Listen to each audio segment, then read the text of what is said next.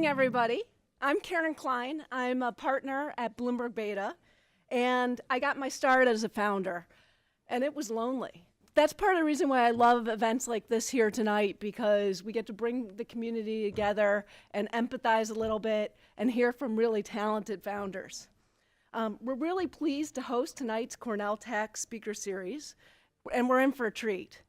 Our interviewer is Scarlet Fu, and many of you will have seen her on Bloomberg Markets. She's the host, and she's also a Cornell grad. So go Cornell, even though I went to Wharton like Neil. And then our guest is Neil Blumenthal, who probably needs no introduction, but I'll give a quick one. He's the co-founder and co-CEO of Warby Parker. And Neil and his co-founders got their start of this idea while they were at school. So look to your left and look to your right. The person sitting next to you might be your co-founder. And now look back up here with Scarlet and Neil, and please give them a warm welcome for the great discussion that's about to ensue. Thanks. Thank you so much, Karen. Can everyone hear me? Okay, great. Neil, welcome to Bloomberg. You. Welcome to the Cornell Tech at Bloomberg series. You launched your company, Warby Parker, almost 7 years ago. So set the scene for us now. Tell us how you've evolved your business from the early days when e-commerce was mainly on the desktop, and then it moved to mobile, and now it's in social. Yeah, so, well, I think for one thing, right, it's not the four of us working out of our apartment using pens that we stole from TD Bank, but we actually have office supplies. That was actually a big milestone when we bought sort of our first paper and pens and weren't just stealing them. You know, we're now about 1,000 people, which is creates quite a complex organization, especially when you think about all the different areas of the business. We now have retail that we didn't envision before, so we have a whole corporate retail team and a team in our stores. Our sort of brand management and marketing team, we do all our brand design in-house. Our eyewear design team, our entire tech team, 60 plus engineers, data scientists, data engineers. So, you know, today when we're trying to solve problems, we have real experts that are able to work on them. I think also when we have challenges, it's no longer that we're fighting fires. Yes, crises emerge, but in those early days, every single thing is a fire, and it's all hands on deck, staying up until all hours of the night to make sure work gets done. But you've had to rip up the script a number of times. You've had to change and pivot along the way. Your original business plan did not include physical stores at all. Describe for us the aha moment when you realized that you can't move forward without opening physical stores. Yeah, so, well, it's actually right when we were starting the company. So we'd spent 1.5 years working on our business plan, making a really great PowerPoint design, and what we realized was that, hey, there's like 3 things that we need to launch. We need a collection, so product to sell, we need a website in order to sell it, and we needed PR to let people know that we were alive because we were building this fashion brand. So we were able to get featured in Vogue and GQ. We launched the company, and the company takes off like a rocket ship. We hit our first year sales targets in 3 weeks, hit our sellout of our top 15 styles in 4 weeks. But also what happened within that time period was that we had to suspend our home try-on program, where we enable people to select 5 frames, we ship it to them free of cost. And we did that within 48 hours. Because we ran out of inventory.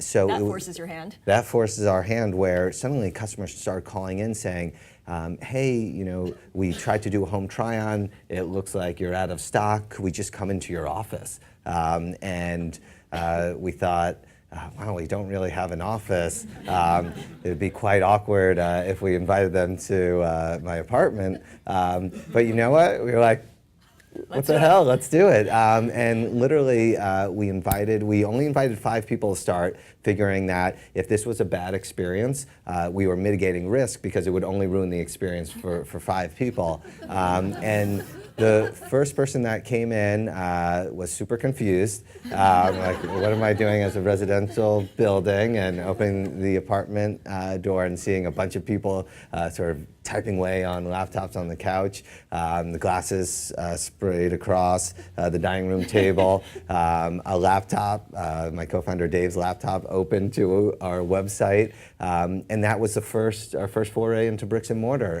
And that first customer, I remember, was a resident, so it was in full scrubs, and something special happened.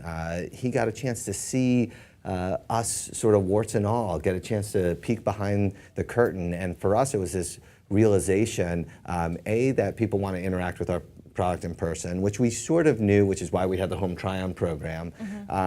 But 2, that we can build awesome relationships with our customers the more vulnerable we are, the more that we let them in. And that's been one of our philosophies is let's build relationships between our brand and our customers in the same way that human beings build relationships with other human beings, and that's through vulnerability. And you're continuing to build those relationships. You've expanded your product line. You're now selling sunwear. And some people might say, how big of a deal is it to go from prescription glasses to sunglasses, right? I mean, we go to LensCrafter and they have prescription glasses right next to the sunglasses display. What assumptions did you have about selling sunwear that have been proven wrong? Well, I think one of the things is that we knew that it was a different product, and that's why we didn't launch with it. When we launched, we only had acetate frames like the frames I'm wearing with single vision lenses. It wasn't until year 2 that we introduced sunglasses, and that's because it's a different customer. For one thing, the majority of sunglasses are purchased by people that don't need glasses, prescription glasses. Number 2, it's a far less considered purchase. But people buy prescription glasses typically once every 2 years. When they go to shop for it, there's very high intent. Sunglasses, it's an impulse buy. You buy maybe right before you go on vacation or right when you lose a pair of glasses or when you're shopping for other accessories. It's much more fashion and design driven and brand driven. So we thought it'd be helpful if we had a year under our belt building the Warby Parker brand. It's been interesting. I think for one thing, we recently actually redesigned our eyewear design team to split sort of between prescription frame design and sunglass design. And that was, if there was something I wish we did earlier, I wish we did that earlier. It's not that they don't collaborate, but because it's a slightly different purchase process and different customer and different fashion cycle, we want those designers to be thinking differently. Okay, you could have split it up a lot faster or earlier. Now that you're both virtual and physical, who do you consider your biggest competitor? On the eyewear brand side, there's only 2 sort of massive brands within eyewear, and that's Ray-Ban and Oakley. Both do over $1 billion in sales. When we're surveying our customers, it's Ray-Ban that comes up sort of most frequently. And then, of course, there are literally hundreds of licensed fashion brands, from Ralph Lauren to Prada to Tom Ford, sort of you name it, across the spectrum. But at this point, we're probably the biggest independent eyewear brand out there. And you mentioned all those different brands like Tom Ford. They're all made by Luxottica, which is this Italian company that kind of dominates the eyewear space. You had a meeting with the CEO of Luxottica about 4 or 5 years ago. He beckoned you over. He called you guys in. How was that meeting? What happened there? Yeah, so Luxottica, I haven't checked their market cap recently, but it usually is between $25 and $30 billion. It's just been an amazing success story over the last, I think 40 years. It's the dynamics of the industry with Exotica in particular is one of the things that got us so excited about starting Warby Parker, because they own Oakley, Ray-Ban, and Oliver Peoples, Persol, and Arnett. They license all these big brands, as you mentioned, like Ralph Lauren, Chanel, Dolce & Gabbana, Prada. They own a lot of the retail chains like Lens Crafters, Sunglass Hut, Pearl Vision, They're Target. at every price point. Every price point, and they own the second largest vision insurance plan in the country, IMED. And when we saw that, it actually, while that may scare and intimidate some folks, we actually thought it was a great opportunity, because here we could undercut them, and there was almost nothing they could do, because they couldn't compete with us on price without really, it's sort of the innovator's dilemma, right? Without really messing up the economics of their business, given how much they wholesale. So they had grown a ton through acquisition. So we weren't surprised when we got the phone call. They have an office here in Midtown. We told our team, hey, if we're not back in 2 hours, call the police. And it was a really bizarre conversation, because it wasn't much of a conversation. Usually when I go into a meeting, I'm asking as many questions as possible. And here the CEO really just pontificated and told us that he didn't think selling prescription glasses online made a lot of sense. Even though you'd been doing it for a couple of years now. Yeah, even though it clearly had some success, he thought that he could sell lots of sunglasses online. He started telling us about geographically how he thinks about the business, how China's probably going to grow, Europe maybe not so much, America, it's unclear what's going on. This was 4 years ago. Emerging markets were really a great opportunity for them. And we just walked out of the meeting like super confused, but at least learned his perspective on the eyewear industry. So I don't think it was like a waste of an hour. He didn't want to hear what you had to say. He didn't ask you any questions, though. Not a ton. Oh no, he did ask, what are you guys trying to do? And how'd you answer? It was such a crazy question that I said, "Oh, we're trying to build the world's biggest optical company." And I said it like jokingly, like I just said, like I had a smile, like and with a straight face, he was just like, "Oh." Good luck with that, right? Right. Yeah. Now, your peer group has changed dramatically in your 6 to 7 years. First, there were those coupon websites, Groupon, for instance. Then there were the flash sites where everyone had to log in at 12 p.m. to get the great deal. Now you've got these subscription models. What do you think the next business model will be for e-commerce? I'm not an expert in that, because sometimes those models can be quite gimmicky, and I don't, and sometimes they're not built to last. And you know, I spend a lot of time thinking about how do we build a company and a brand to last, and it always comes down to the fundamentals, right? Great value, right? How do you deliver quality at price, and how do you deliver exceptional customer experiences? You know, when we were fundraising early on, we would sometimes have investors say, "Oh, when are you going to launch a subscription service?" I was like, "Subscription for glasses? Like you're crazy." You know, our perspective is, hey, yes, we want to disrupt and change behavior, but changing behavior is really difficult. So it's probably easier to understand behavior and just create better experiences. And what I mean by that behavior is that people on average buy glasses once every 2 years.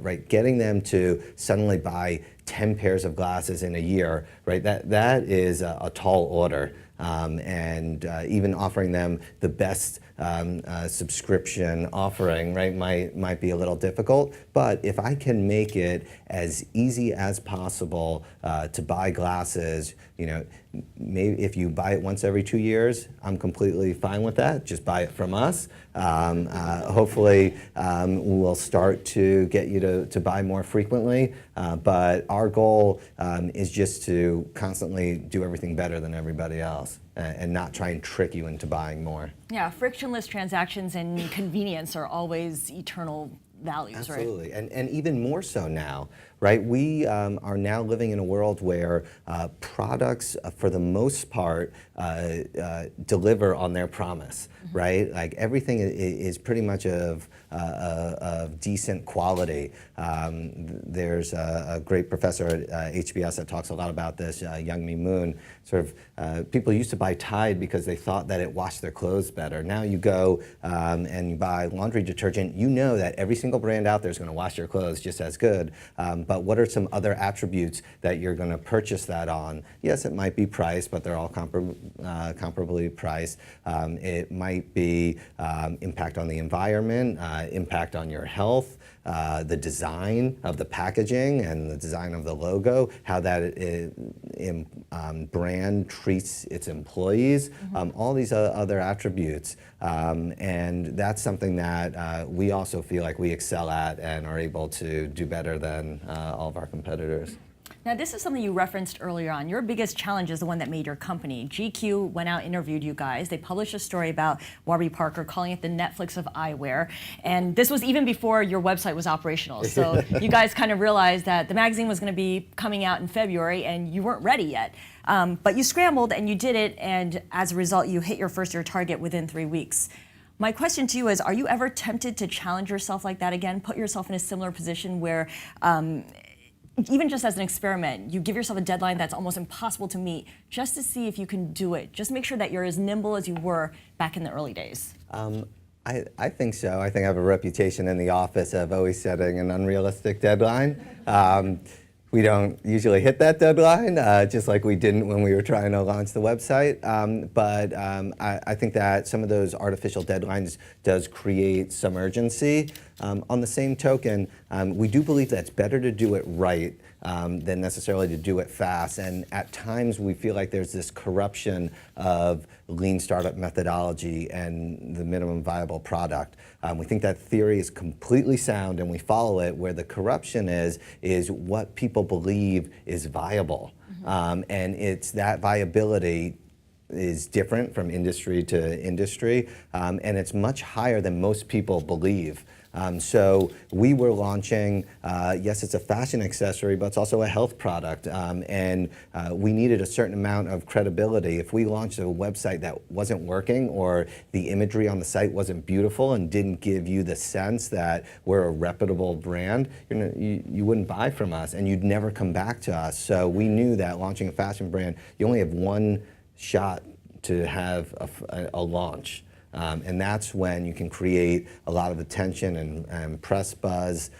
So we want to get that right. So we spent 1.5 years working on the business before launch. And likewise today, whenever we're launching new products, we spend a lot of time sort of testing it, thinking about it, figuring out the right pricing.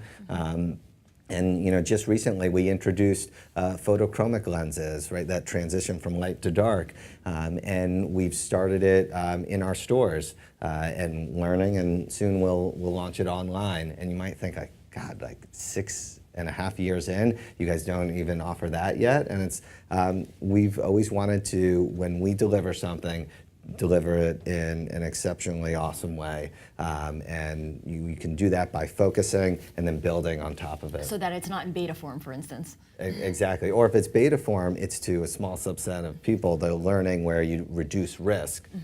Like the 5 people who showed up at your apartment. Exactly. All right, I want to get to the financials now of Warby Parker. Is the company profitable yet? We don't discuss sort of our financials publicly, but we're on a path to profitability. Okay, you've gone through 5 rounds of equity financing. Yep. Your last round was in 2015. It was $100 million, a Series D. Qualify for us where you want to be financially next year, 2017 and 2018. So we're on a path where we're growing quickly and continuing to get more profitable every year.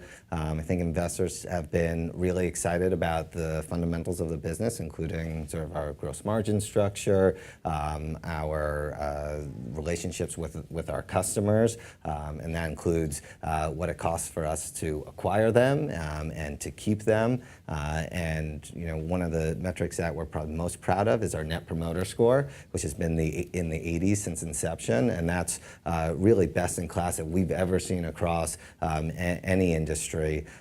Last month it was actually 84, so it's actually it's gone up year over year for us, and we keep thinking that's going to be harder and harder to keep customers happy as we scale, because there's more touch points, but also, right, when you're dealing in the early days, you're dealing with the innovators and the early adopters, and they tend to have a lot more patience than the late stage adopters. So what's also good is that as we've grown, our systems have gotten stronger, and we have every year delivered a better and better customer experience. And you're better at it, honestly. Definitely. Now, of course, those expectations continue to grow and evolve. So one of the big things that we're doing this year, well, I guess next year, is launching and scaling our first optical lab, where we'll cut the lenses, insert them into our frames. And this is sort of the next stage for us of vertical integration. And it will enable us to reach our customers faster, as we know that those expectations are changing thanks to Amazon, thanks to Uber. There's still some patience, because there's this recognition that we're making a custom product for each one of our customers. But we still want to be exceeding those expectations year after year. As responsive as possible. Being an entrepreneur means you ask investors for money a lot of the time to fund your business. You worked in nonprofit after Tufts undergrad and before Wharton Business School. You spent a lot of time asking for money in nonprofit. So compare and contrast fundraising as a for-profit enterprise versus a nonprofit. In my personal experience, it's been easier raising $100 million at Warby Parker than it was trying to raise like $100,000 to distribute glasses to people living on less than $2 a day in Bangladesh. Even though you still do the latter as part of your for-profit business. Right, exactly. In fact, one of the reasons why we do it through Warby Parker is because we know how hard it is. It's easier for us to grow and scale Warby Parker and be able to support nonprofits like the nonprofit I worked at, Vision Spring, often than it is just to fundraise for some of these nonprofits. I think there's obviously structural issues at play. One of the big disadvantages within the nonprofit sector is that you're actually fundraising all of the time. And when your top leadership is fundraising all the time, it means that they can't be spending all that time growing and managing the organization. So at Warby Parker, right, we've done a bunch of rounds of funding, but those are intense time periods that go from when we're putting together the deck to meeting with investors to closing the deal, and then not that we're not thinking about fundraising, because we're always sort of managing relationships that we could eventually tap to raise money. But the point is that it's not the #1 priority for the vast majority of the year. So we're able to really stay focused on scaling and growing the business. Interesting. Now, you've told me that you never really worked with a banker before because you go out there and raise funds yourself. At some point, though, you'll need to potentially repay your investors, go public, and that would entail going to bankers. What will be your criteria? We think we'll want to work with somebody that believes in the mission of the company, that wants to pair us with the best folks that are going to be with us for the long run. We've always built Warby Parker sort of to last, and not as something that we want to just scale and immediately flip. We're motivated to build a brand that's going to be around for 100 years and hopefully have a big impact. Do you worry that going public would mean you'd be flipping the business? No, I don't think so. I think we view like an IPO as a financing event, which is what it is. I think there are some concerns that being a public company, you're under greater scrutiny, and that has both pros and cons, right? It demands, to some extent, better performance and holds us as a leadership team accountable. On the same token, sometimes a lot of that noise can lead to short-term thinking and short-term priorities. And as a private company, we're able to think 3, 5, 10 years down the road. So that is something that is in the back of my mind, because that's what I hear from other CEOs. And speaking of leadership team, Warby Parker, 4 co-founders, 2 co-CEOs. We know that co-CEOs don't always have a great track record. Deutsche Bank, for instance, Whole Foods, Chipotle this week, of course, dropped their co-CEO model. How does it work at Warby Parker? How do you guys divide and conquer? How do you make sure that you don't get in each other's way and you make the decisions that are right, but it doesn't take forever and doesn't get bogged down in discussion? Yeah, so Dave and I, my co-founder and co-CEO, we literally sit right next to each other. So we have an open office layout, just like here at Bloomberg. We have regular meetings every week, which we lock ourselves in a room anywhere from an hour to a couple hours, talk through all big issues. We take those meetings seriously and prepare an agenda, just as we expect all of our sort of direct reports to do when they're meeting with us. Sitting next to each other allows us to actually interact throughout the day, and there's a perception, which I think is mostly true at Warby Parker, where if you say one thing to one of us, the other one knows pretty quickly. And one of the things that we're always worried about is, hey, you go and tell mom one thing, and then they say no, you go to dad. And we've been able to avoid that completely. We also have clean reporting lines where one of us is, for our senior leadership team, is primarily responsible for a specific area of the business, and that executive or department head.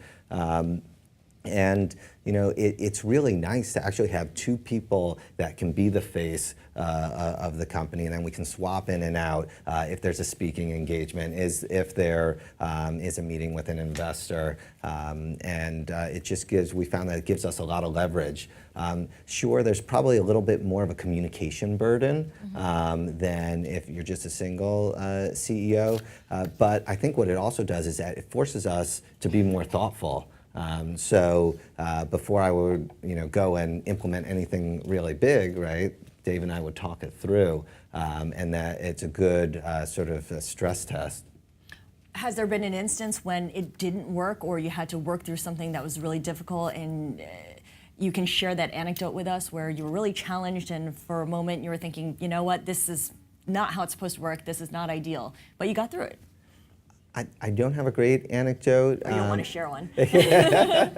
Well, I think what we've done is really try and create release valves so that way there's never that blow up, right? Because I think everybody envisions that, right, founders or, co-CEOs, there must be massive conflict at one point, and then people just go at it, and then they do irreparable harm to the relationship.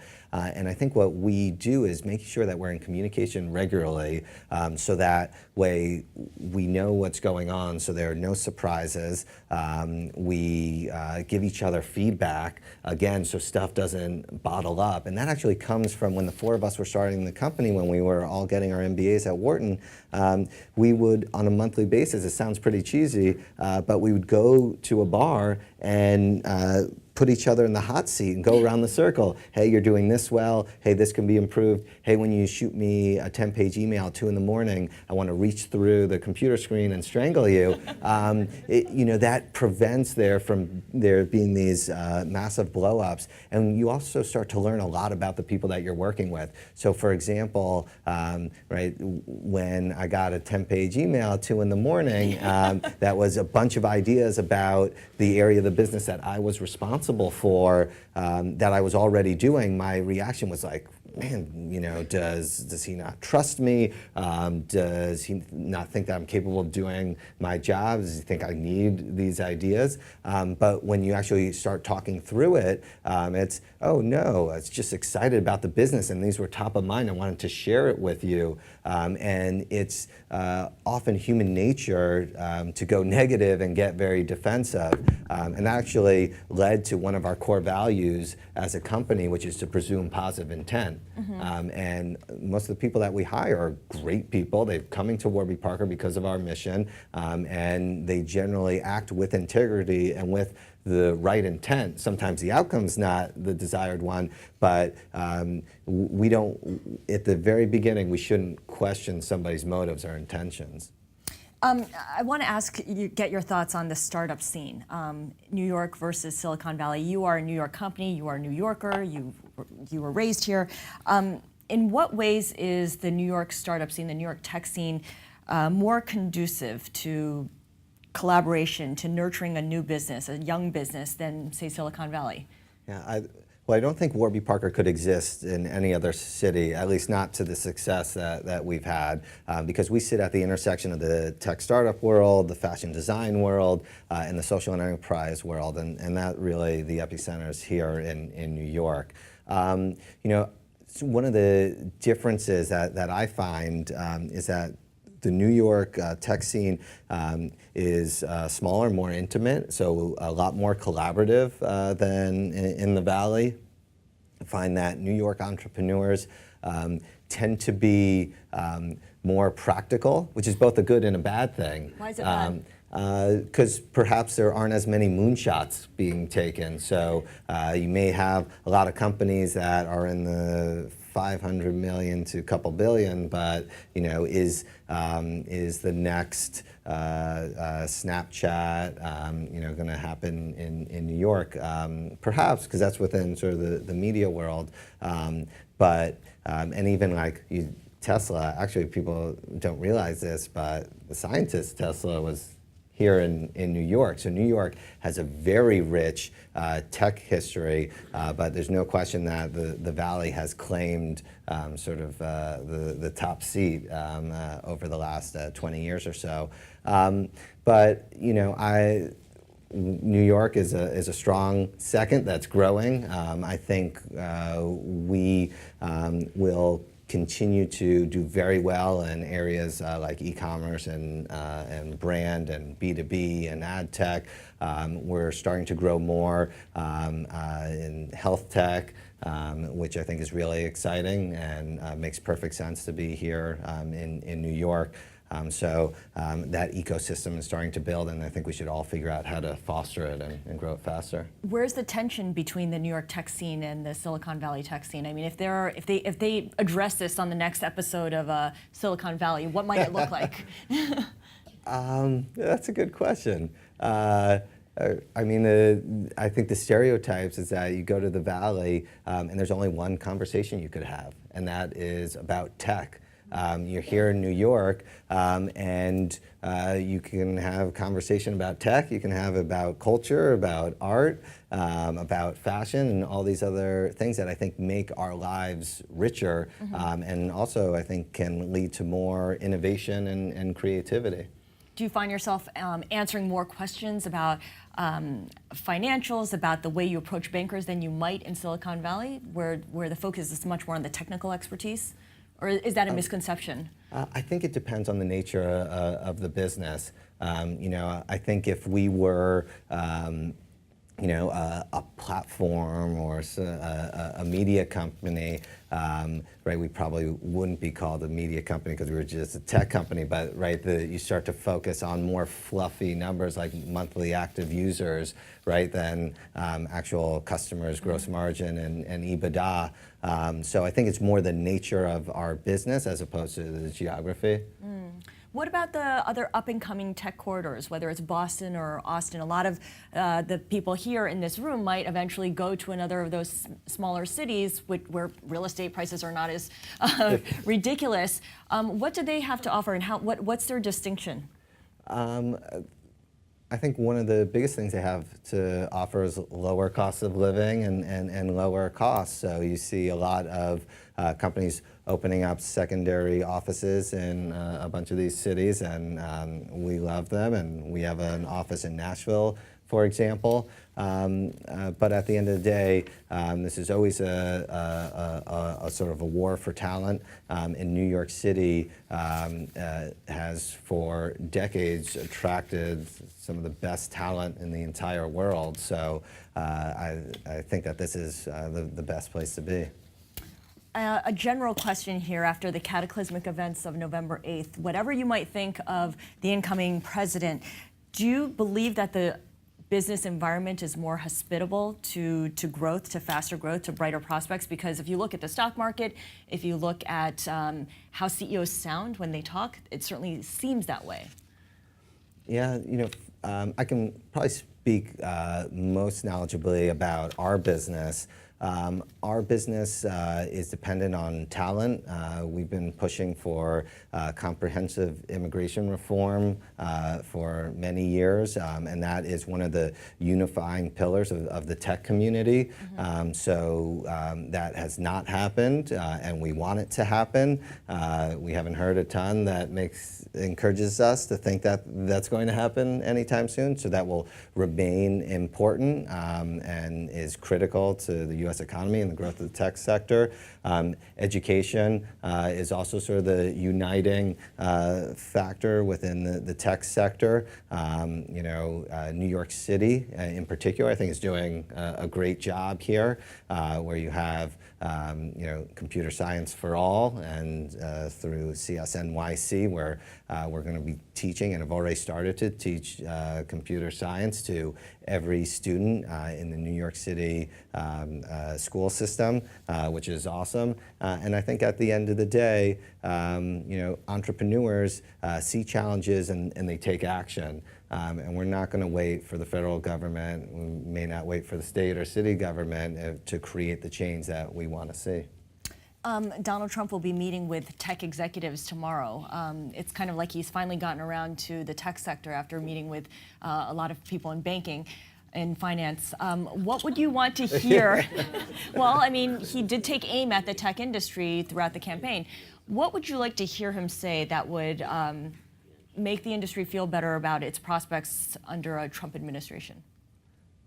I'd love to talk about those issues that matter most to us, which are generally immigration and education, and making sure that we are continuing to push a STEM agenda, and one that is backed with scientific fact and evidence. Those are some of the big things. The tech community is also, at least the tech companies that we engage most with, are those that believe in diversity and inclusion. If we could hear more from the president-elect on that front, I would feel a lot more comfortable. All right, let's get into our lightning round, which is basically another way of saying I have a bunch of random questions that don't really have any connective tissue between them, and I wanted to get your thoughts on them. So GQ christened your company at the very beginning the Netflix of eyewear. That's kind of what you guys became known as. After your success, everyone wanted to be the Warby Parker of something. So what's the best answer you've heard to, I want to be the Warby Parker of blank? We saw Warby Parker of underwear, and we just hope they don't have a home try-on program. In someone's apartment. Yeah, right, exactly. Don't go, if someone's offering you underwear, don't go to their apartment to try it on. Yeah, maybe they'd have better luck with the subscription model, right? Your prominent investors include Tiger Global, Jimmy Buffett, Ari Emanuel, Ashton Kutcher. Have any of them ever come up to you and been like, I have a really great idea. You should totally do this? None of those individuals, but we once had an idea. We were pitching an idea on, why don't we just create really cool jewelry and necklaces that you could hang your glasses on? Needless to say, that's still being workshopped. Okay. You had mentioned vulnerability, and I know that a big part of your corporate culture is to show vulnerability. As an individual entrepreneur, where do you think you are most vulnerable? Probably me would be my experience, right? You're vulnerable in your experience? I think it's a vulnerability of mine, and I perhaps represent that in different ways. Hopefully, I ask lots of questions and try and learn from people that are far smarter and more experienced. Wait, you graduated from undergrad and you went to business school. You have more experience than most people in Silicon Valley. Yeah, but actually one of the big differences I think between the Valley and the city is because you have a lot of companies that have scaled very quickly over the last 10 years, you do have an executive class in the Valley that has been there, done that before many times, and whether they had their experience at Oracle or Yahoo and are now at Uber or Facebook, there is that experience. Reid Hoffman calls it blitzscaling, and you generally don't have as much of that talent here in New York. So your vulnerability is you haven't failed enough. Probably. You haven't started up a business and seen it fail completely Yeah. and then go and start another business. You've been quoted as saying strategy is something that you don't do, right? So what's the most recent idea that you shot down that you didn't do? Well, I stole that from Patty McCord at Netflix. Full disclosure. I think one of the things that we did, for example, is that we forewent selling progressive lenses for the first 4 years of the business. So progressive lenses help you see in the distance and up close. It's half of the total eyewear market. So we were saying no to half of the market until we had a strong foundation from which we could really serve those customers, because it's a more complicated product to provide. Is there an idea that you shot down that you later regretted and someone else picked up the ball and ran with it? I think that we've always thought about adjacencies, whether that's other apparel and accessories, other parts of the optical industry. There's a lot of contact startups going now, and of course we've thought about that and explored it. Maybe something that we will do eventually. But I'm glad that we're not pursuing those. Is LASIK eye surgery good or bad for your business? I got LASIK, so I haven't worn glasses in years. It's surprisingly irrelevant. The LASIK as a percent of the total market actually hasn't moved in about 20 years, basically since it started. It scaled up a little bit, and it actually tends to get hit based on the business cycle. So if there's a recession, right before that recession, you may want to sell your LASIK stock, because it's a discretionary purchase that people tend to scale back. So it's an economic indicator as well. How many pairs of glasses do you own? Way more than my wife would like. Actually, in my closet, I have a special glasses drawer. But I actually don't have as many different pairs as you'd think. So this particular pair, the Clark, I have about 12 pairs at home. 12 pairs? Yeah. Different colors or different sizes? Same one. Okay. How many sunglasses do you have? I also have about 12 pairs of sunglasses. That I switch up a little bit more. Okay. What's the worst pitch that you ever made? You might not have a lot of failures under your belt, but I'm sure you've made a bad pitch somewhere. One of the things that we tried to do was have home field advantage with a lot of folks. We definitely got told no.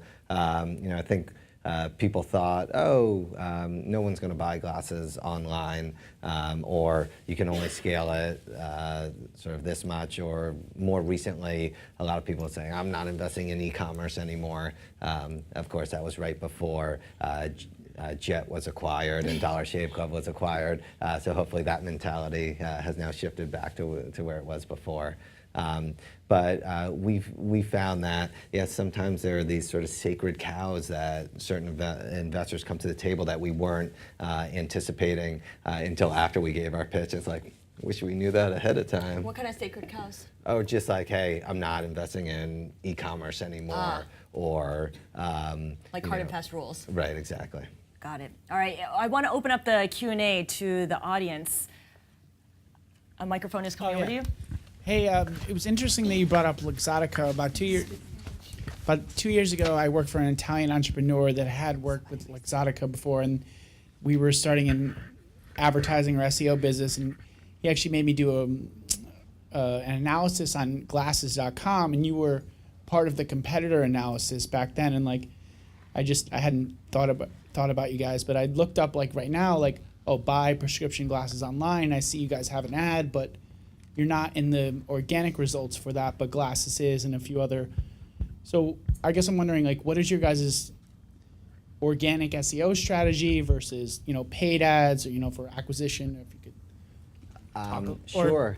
Well, I think the first thing is that when I get to the office tomorrow, I'm going to ask what the hell's going on, because last report I got, we were number 2 when searching for prescription glasses, but maybe buy prescription glasses, where hopefully we're still on the first page. We'll always be at a disadvantage from glasses.com, as you know, just because of the URL structure.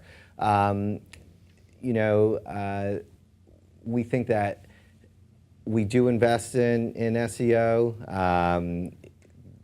Folks that come in through that route aren't as valuable as people that come explicitly looking for Warby Parker. So as we think about marketing spend across sort of the different channels that we could, we tend to focus on more things that raise brand awareness, so people search us out sort of specifically, because those folks that are coming looking for Warby Parker tend to have higher lifetime value, and they have obviously they have more intent. Sir? Hi. Thanks very much for taking the time and the opportunity to tell everybody your story here at Bloomberg. Scarlet, thank you for asking some great questions. How are you going to bridge the gap between getting a prescription, getting it online, and delivering it to the home user? Because it's tough. Yeah. And sorry, Sure. because I'm not done yet. How are you going to use technology to make that gap smaller? Yeah, we think that in the near future you will be taking your eye exam. I'm going to be careful not to use the word exam. You'll be doing a vision screening or test on your mobile device. And there'll be certain customers and patients that have certain needs that can be met remotely, and others that still need to go into a doctor's office. And Are you investing in anything That's like a pretty that? good statement, right? To be able to make an eye exam through your iPhone, that's solid. That's solid. I can appreciate where you're coming from. No, and so technology should go there. Absolutely, it should. Yeah. How? How? Well, are there any engineers in the room that want to solve it? There are some companies that have launched that are doing this. There are other emerging technologies that we've been looking at. We're in the business of removing friction from the customer process, and right now the 2 biggest pain points for our customers is having a valid prescription and finding the right frame for their face. And both can be solved through technology. The first can also be solved through regulation partially. So what I mean by that is that your eyeglass prescription is regulated by state agencies in all different 50 states. Often, yeah, they're different. So for example, in some states your prescription can last 5 years. In others it's up to the optometrist's discretion, and they can literally write tomorrow that it would expire in hopes that you purchase that pair of glasses in their practice. The eyewear industry is one of the only ones where the doctor actually sells what they prescribes, and that creates a challenge, a little conflict of interest. So we recognize it's a pain point, and we're thinking about it both from a regulatory standpoint and from a technology standpoint. Well, to follow on Tony's question, what are you guys doing about it? Are you investing in this? Are you doing some of it yourself? We have. Is there an incubator? There you go. Is there a tech incubator for glasses? And everybody else is doing it. I mean, there's restaurant incubators, there's fintech, is there glasses, and is Warby Parker in that game? We have not launched an incubator, but it's a good idea, and I'll think about it. And if there are particular folks that are very passionate about vision technology and want to chat with us, please reach out to me. Hi there. A quick question about your hiring practices. You mentioned your core values. Really intrigued, and at the company size you're at now, how do your core values affect your hiring practices, both for technical and non-technical roles? And how do you maintain that culture? And you talk about your NPS score and how much that comes from culture as well. Sure. So I think the first thing is we want to hire people that believe in Warby Parker's mission and that really want to be out at Warby Parker. So that's the first thing. I was actually just at a conference I was speaking at, and the CFO of Airbnb was speaking, and he actually put it quite well. He said, hire missionaries, not mercenaries. And that's the first best thing that you can do for culture. Then we spend a lot of time thinking about what culture is, and right, culture is shared values and shared experiences. So what can we do to live those values and create those shared experiences? So when you join Warby Parker on your first day, your desk has your computer all ready to go. It has a bag of Martin's handmade pretzels that were made in Pennsylvania that are sold at the Union Square Farmers Market, right where we had our first office, that my mom used to bring us these pretzels every Wednesday. You get a copy of Dharma Bums by Jack Kerouac. The name Warby Parker comes from two early Kerouac characters. I can go on and on, but we effectively create rituals and traditions, and we teach people about the history of Warby Parker and what we do, but also how and why.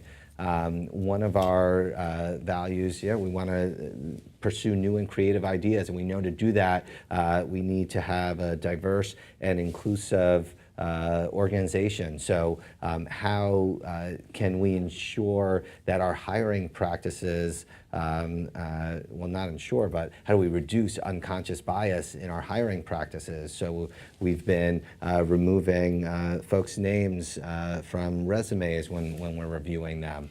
And these are just one of many steps that we're taking. This lady over here. I wonder why yourself prefers wearing glasses rather than LASIK. LASIK has been dropped price from 20 years ago, $6,000 to like $800. I don't know, maybe $500 now. Why you prefer wearing glasses all the time and I have to go through the prescription all the time? Thank you. The hassle of seeing a doctor every year, right? Well, I think people think I'm smarter when I'm wearing there actually is a bunch of research that shows that you're more likely to get a job if you wear glasses at an interview. You know, what we hear when we survey the market is that people are afraid of LASIK, and it's too sci-fi for them. We're also finding that people often, after several years, need to either go back and have LASIK again or start wearing glasses again. We even have lots of customers who have had LASIK and then come and buy glasses from us just because they miss wearing them and they miss the fashion aspect. Exactly. That gentleman? Yeah, just to follow up to the culture question. I feel like part of the allure of working for a startup is the ability to escape the 9-to-5 grind and kind of have, the Facebook hoodie and, ride around on Segway type culture. But I feel like invariably, as you become more successful, you have to become more structured, just like a regular corporation. What do you guys do to sort of prevent yourself from becoming just another corporation and also maintain the that appeal of working for a startup? Yeah, that's a tough one, and one that we struggle with quite a bit. So one example is that when you come and visit Warby Parker now, we give you sort of a lanyard and a card like all of you guys are wearing. And that we're like, oh man, like I can't believe we have to do that, but we have to do that now from a security standpoint. But can we inject a little fun into that where it says like, I'm a visitor, say hello to me or something, and have like a nice map of the office on it. So how can we sort of Warbify things as much as possible? I think there's also the aspect to recognize that, you know what, one of our core values is to embrace change, because we know that change is inevitable and it's happening faster than at any point. So it's not just that we have to be comfortable with change, but we have to welcome and embrace it. And part of that change is becoming a bigger company and a different company. One of the things that I was always so afraid of was, what if we have multiple locations? How are we going to maintain our culture? And I got some good advice. I was like, hey, Neil, like, subcultures are going to emerge, and that's okay. And you open an office in Nashville, and you know what? it probably won't be exactly the same as your Soho office, and that's okay. Now, when we opened our Nashville office, one of the reasons why we selected Nashville was because it had great connectivity with New York from a transportation standpoint, right? Lots of daily flights, nonstop. That was a city that people would want to visit and go to. And sure enough, when we announced that we were going to open up an office there, 4 of our New York employees were the first employees down in Nashville, and that helped us spread the culture there. But I think as long as we're adhering to our values, if different teams start to have different subcultures, like our engineering team, right, is slightly different, has slightly different quirks and feels a little different if you're that part of the office than if you're in sort of our brand design team, which has illustrators, copywriters, art directors, and so on. I think that's okay. But part of this, our onboarding has gotten a lot more rigorous to really tell that story and communicate constantly. Some of our traditions have remained the same. So Dave and I still lead a full team meeting every Wednesday. And we do that in our New York office. We record it, show it in our Nashville office. We now record a short 3 to 5 minute video that all of our retail employees can watch, because they're not going to sit through a half an hour to an hour long sort of video. So we try and find different ways like that to sort of maintain the culture. Marcos in the front. Yep. Hi, I'm Marcos with digital.nyc. I'll stay on the culture thing.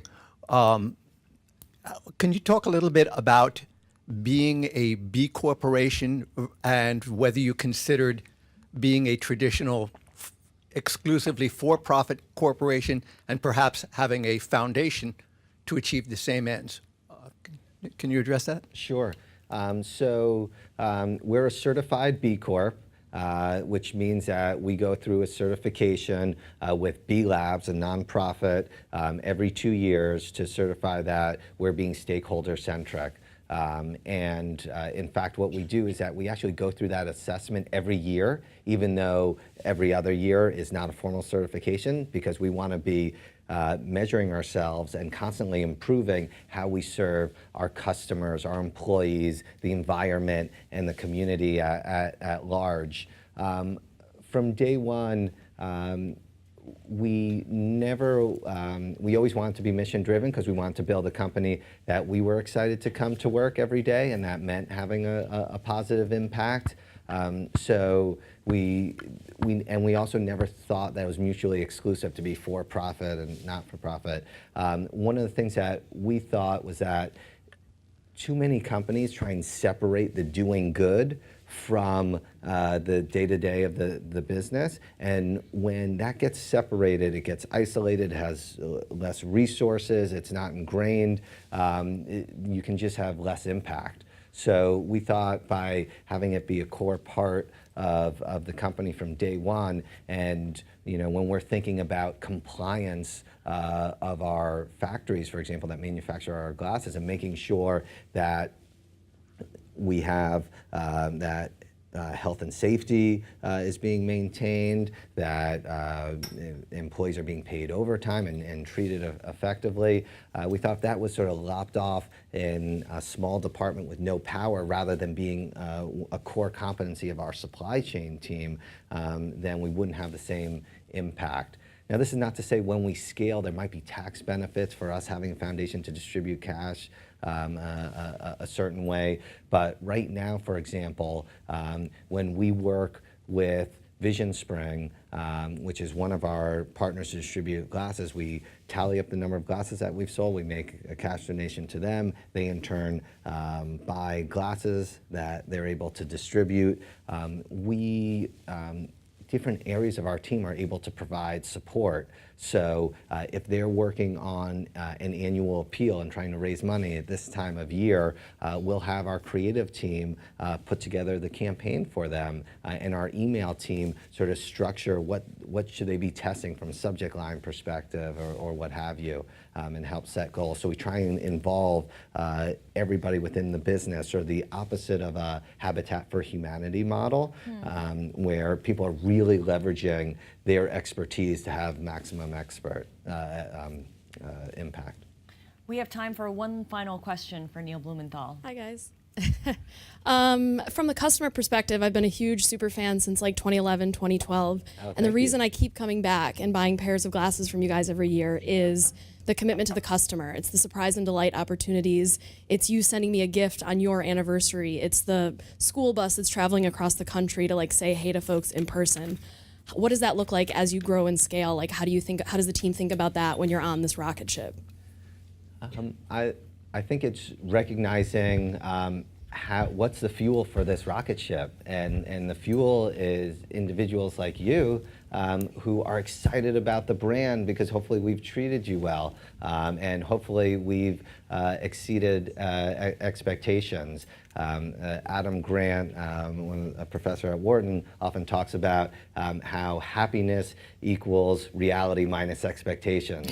So as an organization, we recognize that expectations are rising, and we always want to create that reality that is slightly better to way better than those expectations. And I think this is where it gets scary as we scale. Like, as Dave and I are farther away from some of these decisions, could decisions be made just in the name of, financial performance that take away from that customer experience? And we hope and are planning that won't happen because of the culture that we're building, and also the acknowledgement that this is what makes people buy from us.